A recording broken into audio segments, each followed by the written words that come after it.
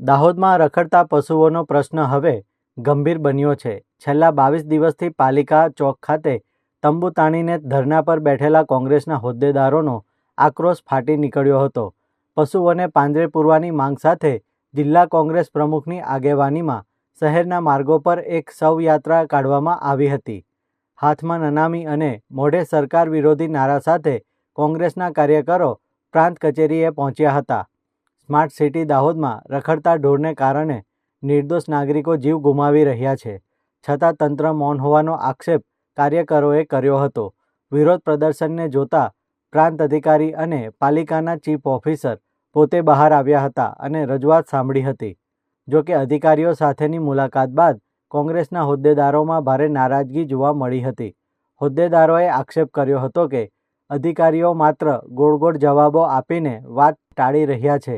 જ્યાં સુધી રખડતા પશુઓને પાંજરે પૂરવાની કામગીરી નક્કર રીતે શરૂ નહીં થાય ત્યાં સુધી આ આંદોલન ચાલુ રાખવાની ચીમકી પણ ઉચ્ચારવામાં આવી છે। દાહોદ શહેરીજનોને કૂતરા કરડે છે। દાહોદ શહેરીજનોને આ રખડતા ઢોર નુકસાન કરે છે।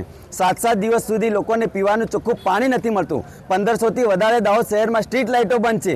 ગટરોના ઢાંકણા તૂટેલા છે, ગટરો ઉભરાય છે। જન્મ અને મરણના દાખલા માટે લોકો એક મહિના સુધી દાહોદ નગરપાલિકાને ધક્કા ખાય છે, તો પણ લોકોનું કામ નથી થતું। એટલે સામાન્ય જનતાની વાત સાંભળવામાં નથી આવતી। એટલે અમારે અહીંયા છેલ્લા 22 દિવસથી હું ઉપવાસ પર બેઠો છું। દાહોદ શહેર સમિતિ બેઠી છે, દાહોદ જિલ્લા કોંગ્રેસ સમિતિ બેઠી છે, તોય છતાં વાત સાંભળવામાં નથી આવી।